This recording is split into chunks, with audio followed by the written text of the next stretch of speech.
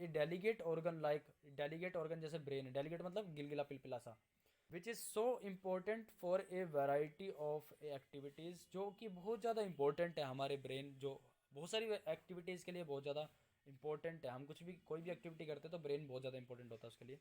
Needs to be carefully protected, और इसको बहुत ज़्यादा आवश्यकता है इसको प्रोटेक्ट करने के लिए, किसको, ब्रेन को।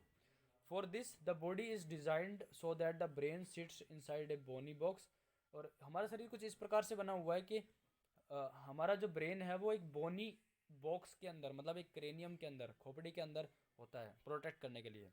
Inside the box the brain is contained in A fluid field balloon, कि एक फ्लूइड लिक्विड होता है, उसके अंदर एक हमारा हमारा उसके अंदर होता है ब्रेन, प्रोटेक्ट करता है वो fluid, which provides further shock absorption, जो कि फ्लूइड क्या काम करता है, किसी भी झटके को, जैसे हमारे सिर पे किसी ने मारा, चोट मारी है और उसको उस झटके से बचाने के लिए, ब्रेन को बचाने के लिए क्या होता है, एब्जॉर्प्शन कर लेता है। If you run your hand down the middle of your back, यदि आप अपना हाथ को अपनी रीढ़ के पीछे, रीढ़ की हड्डी के पास लेके जाते हो, तो आपको क्या महसूस होगा, you will feel a hard bumpy structure, तो आपको एक बहुत मजबूत पीठ जो होती है हमारी, कितनी मजबूत होती है, तो वो आपको फील होगा, महसूस होगा। और क्यों होती है रीढ़ की हड्डी मजबूत, क्यों होती है, क्योंकि हमारी बोन से बनी, मतलब बेसिकली पूरे शरीर का जो बेसिक पार्ट होता है जो हमारे शरीर को सीधा रखता है वो हड्डी ही होती है बेसिकली। बोन से ही हमारे शरीर को सीधा रख पाती है। और उससे सबसे ज़्यादा इंपॉर्टेंट भी क्या है, हमारी वर्टिब्रा है, वर्टिब्रल है, वर्टिब्रल कॉलम है, मतलब बैकबोन है, बैकबोन है। This is the vertebral column और backbone which protects the spinal cord. और जो हमारी वर्टिब्रल कॉलम है या बैकबोन है वो किसको बचाती है, हमारी स्पाइनल कॉर्ड को बचाती है। आगे उसके बाद बोलता है how does the nervous tissue cause action, ये आई होप इतना समझ में आया होगा आपको।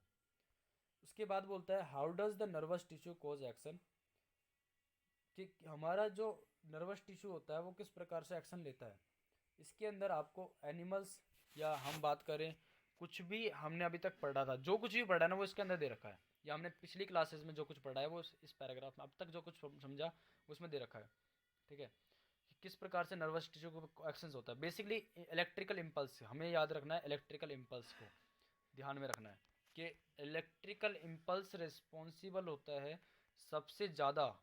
हाउ डज पूछ रहा है आपसे कि किस प्रकार से नर्वस टिश्यू एक्शन लेता है, तो nervous tissue basically electrical impulse, nerve impulse जिसे हम कहते हैं, उसको उसके द्वारा रिसीव करता है किसी भी एक्सटर्नल स्टिमुलाई को। यही बात इस पैराग्राफ में दे रखी है, पूरे पैराग्राफ में, कि न्यूरॉन्स जो होते हैं, जो नर्व सेल होती है, या हम बात करें न्यूरॉन्स, फंडामेंटल सेल होती है हमारी, सिंगल यूनिट होती है, सिंगल सेल, या हम single unit of nervous system, single unit of nervous system, हर चीज़ की एक हर एक चीज़ की एक सिंगल यूनिट होती है नर्वस सिस्टम। इसको नोट डाउन कर लो, अब बहुत ज़्यादा इंपॉर्टेंट है ये सब बातें, आप इसे नोट डाउन कर लो।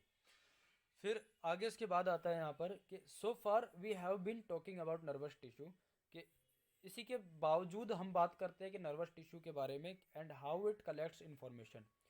इतनी सारी बातें करी है हमने, वही सब बातें इसके अंदर ही बता रखा है, जो भी बातें हमने अभी तक समझी है वो सब इस पैराग्राफ के अंदर बता रखी है।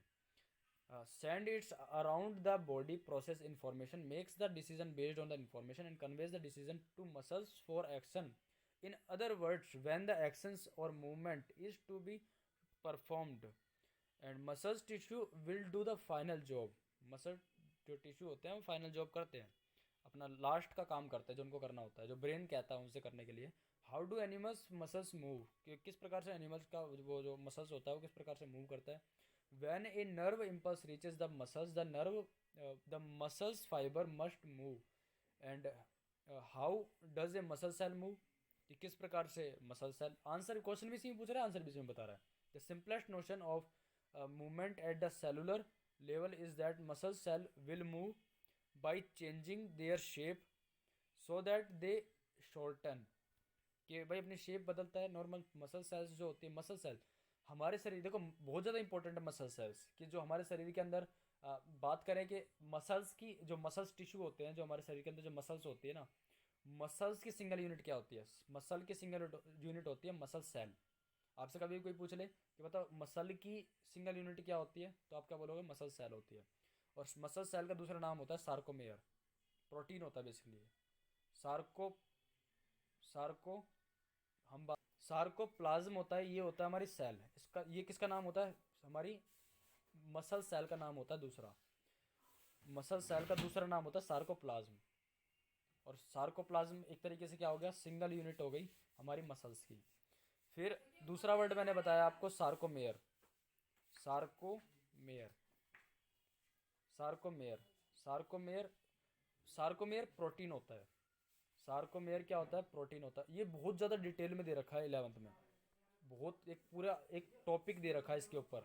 सार्कोमेयर, SARCOMER, सार्कोमेयर प्रोटीन होता है मसल के अंदर। मसल को क्या किस चीज़ की ज़रूरत होती है? प्रोटीन की ज़रूरत होती है। हमारी मसल्स को किसकी ज़रूरत होती है? प्रोटीन की ज़रूरत होती है बेसिकली, बहुत ज़्यादा। तो सार्कोमेयर प्रोटीन होता है जो हमारी सार्कोप्लाज्म जो हमारी मसल्स को बनाता है।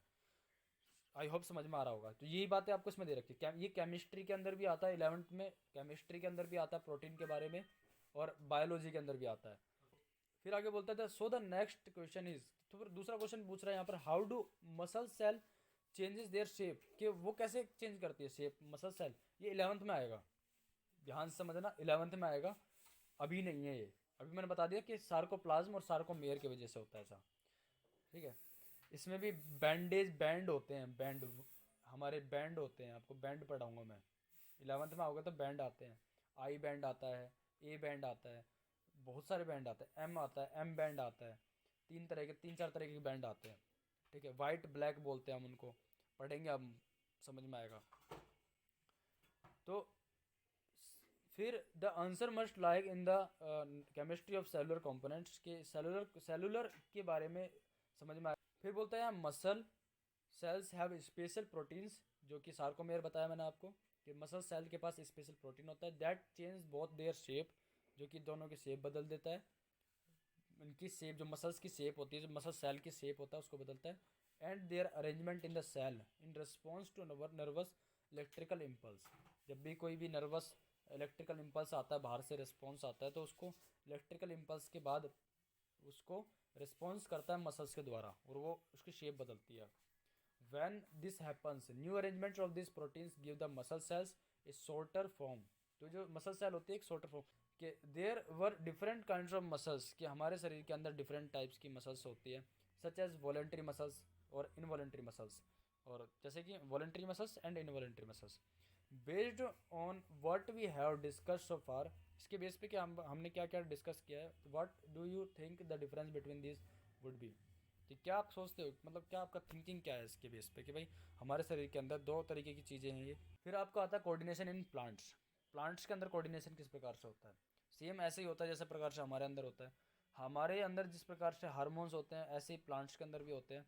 क्या क्या चीज़ जरूरी है कोऑर्डिनेशन इन प्लांट्स के अंदर? क्या जरूरी होता है कि प्लांट्स के अंदर जैसे हमने किसी प्लांट को छुआ, टच किया, तो जिस प्रकार से इसमें एग्जाम्पल दे रखा है मिमोसा पुडिका का, मिमोसा मिमोसा पुडिका पूरा नाम है ये, इसमें नहीं दे रखा, शायद पूरा नाम नहीं दे रखा इसने इसने मिमोसा पुडिका दे रखा होगा, पढ़ेंगे हम। मिमोसा पुडिका, मिमोसा पुडिका का ये साइंटिफिक नेम है, साइंटिफिक नेम है। इसका मतलब होता है छू touch me not plant. Touch me not यहाँ पर दे भी रखा है, किताब पैराग्राफ में भी दे रखा है, यहाँ पर मैं लिख भी दे रहा हूँ, लिख के भी दे रहा हूँ आपके लिए। टच मी नॉट प्लांट, छुई मुई कहते हैं हिंदी में इसको। इसको टच कर देते हो तो ये मुरझा जाता है। इसकी मैंने एक छोटी सी क्लिप भी भेजी थी आपके पास, ग्रुप में सेंड करी थी मैंने। फिर आपको इसी के अंदर साथ ही साथ में आपको बताता हूँ कि एनिमल्स, अब इसे एक बार पढ़ के दिखा देता हूँ मैं एक बार, नो प्रॉब्लम, इसमें कोई प्रॉब्लम वाली बात नहीं है। आपको एक बार पढ़ भी देता हूँ यहाँ पर कि एनिमल्स हैव नर्वस सिस्टम, जिस प्रकार से एनिमल्स के पास नर्वस सिस्टम होता है उस कंट्रोल एंड कोऑर्डिनेशन के लिए, उसी प्रकार से but plants have neither a nervous system, के उसी प्रकार से उनके पास नर्वस सिस्टम नहीं होता। So how do they respond to stimuli? When we touch the leaves of a chui mui, the sensitive or touch me not plant of the mimosa family, they begin to fold up and droop, मुरझा जाता है, और क्या होता है fold up, इसकी जो पत्तियाँ हो जाती है मुड़ने लग जाती है। When a seed germinate, the root goes down and the stem comes up into the air. What happens? Firstly, the leaves of the sensitive plants move very quickly in response to touch. कि ये चीज़ बोल रहे हैं यहाँ पर कि जो हम बीज हो जाता है, ग्रो कर जाते हैं, बट आफ्टर दैट हम उसको टच करते हैं तो वो मुरझा जाता है। There is no growth involve in this movement. इसके अंदर कोई ग्रोथ नहीं होती, ऑफकोर्स नहीं होती, ज़रूरी है ये चीज़ समझना, तो पता ही हमें, ऑफकोर्स कोई ग्रोथ नहीं होती इसके अंदर। ये सेंसिटिव होते हैं इस वजह से इन्वायरमेंट को लेकर। ऑन द अदर हैंड बात करें, directional movement of A seedling is caused by the growth. कि डायरेक्शनल, हम कोई बीज बोते हैं तो उसमें मूवमेंट होता है, बोने के बाद जो ग्रोथ होती है, ग्रोथ एक मूवमेंट के अंदर आता है। मतलब मूवमेंट होने के अंदर मतलब हम कभी एक जगह से दूसरी जगह जाते हैं तो ये भी एक ग्रोथ है, मतलब ये भी एक जिंदा होने का साइन है। और जो ग्रोथ होती है वो भी एक जिंदा रहने का, ग्रोथ भी एक क्या है, मूवमेंट है। ठीक है। If it is prevented for growing from growing it will not show any movement. कि यदि वो ग्रोथ कर रहा है तो क्या कह रहा है कि यहाँ पर मूवमेंट शो नहीं कर रहा वो। ठीक है, प्लांट के बारे में बात कर रहा है यहाँ पर कि सीडलिंग करते हैं उसमें। ये बात एक कंट्रोवर्सी वाली बात है कि एक प्लांट है वो ग्रोथ कर रहा है तो उसको मूवमेंट कहेंगे या नहीं कहेंगे, ये कंट्रोवर्सी बात है। तो मैं उस पर कभी उलझूंगा नहीं, आपके लिए आपको मैं ये नहीं बोलूँगा कि मूवमेंट होता है नहीं होता, उलझूंगा नहीं, क्योंकि मैंने आपको बताया है ऑलरेडी कि जितना ज़्यादा बड़ा कोई इंसान अपना जितना बड़ा स्पेशलिस्ट होता है उसको उतना ही मुश्किल होता है उस चीज़ के बारे में बताने में कि कोई चीज़ जिंदा है नहीं है। अगेन बता रहा हूँ बात में आपको अच्छी तरीके से कि जितना बड़ा कोई साइंटिस्ट होता है, जितना बड़ा कोई स्पेशलिस्ट होता है, सर्जन होते हैं जो, उनको उतनी मुश्किल होती है किस चीज़ के बारे में बताने में कि ये जिंदा है या मरी हुई है, बहुत मुश्किल होती है। क्योंकि हमारे ऑर्गन्स आपस में बात करते हैं, हर एक ऑर्गन एक दूसरे ऑर्गन के ऊपर डिपेंड करता है। आप अगर किसी हार्ट के डॉक्टर के पास जाओगे तो वो बोलेगा कि आपको अभी हार्ट की प्रॉब्लम है और हार्ट की प्रॉब्लम के साथ साथ आपको दूसरे ऑर्गन की भी प्रॉब्लम है, तो वो दूसरे ऑर्गन को नहीं लेगा, सॉल्व करने बैठेगा कि उनके आपको हार्ट का डॉक्टर कभी भी आपको किडनी की प्रॉब्लम नहीं बताएगा। तो उसको सिर्फ अगर प्रॉब्लम दिख रही है तो सिर्फ वो अपनी हार्ट की बता सकता है। अगर उसको लगता है कि इसमें कहीं ना कहीं हार्ट की प्रॉब्लम के साथ साथ किडनी की प्रॉब्लम भी है तो वो ये बोलेगा किडनी की भी को भी चेकअप करवाओ। ठीक है, उसके लिए सिर्फ एक ऑर्गन है, वो ऑर्गन को वो जिंदा कर सकता है आर्टिफिशियल हार्ट लगाकर। कोई भी डॉक्टर है एक नकली आर्टिफिशियल इंसानों के द्वारा बनाया गया हार्ट को भी ट्रांसप्लांट कर सकता है वो डॉक्टर। और किडनी के लिए भी सेम चीज़ होती है कंसेप्ट। फिर आफ्टर दैट बोल रहा है कि so plants show two different types of movement, one dependent on growth and other depend independent. कि भाई एक तो डिपेंड हो गया हमारा बेसिकली कई जगहों पर कि जो हमारे आसपास सब्जी वाले होते हैं वो क्या करते हैं, जो बड़ी मात्रा में सब्जी देते हैं, या फिर जो हमारी खेती करते हैं, जो लोग सब्जी का पालन करते हैं, सब्जी पालन करते हैं, जो सब्जियां उगाते हैं, वो क्या करते हैं, इंजेक्शंस लगा देते हैं सब्जियों में उनको जल्दी पकाने के लिए। जो सब्जियां होती है ये सभी करते हैं, इवन मुर्गियों में भी इंजेक्शंस लगते हैं और एनिमल्स में भी लगते हैं इंजेक्शंस। वो क्यों लगते हैं, ताकि ज़्यादा मात्रा में हमें वो सब चीज़ें मिल सके जो हमें चाहिए।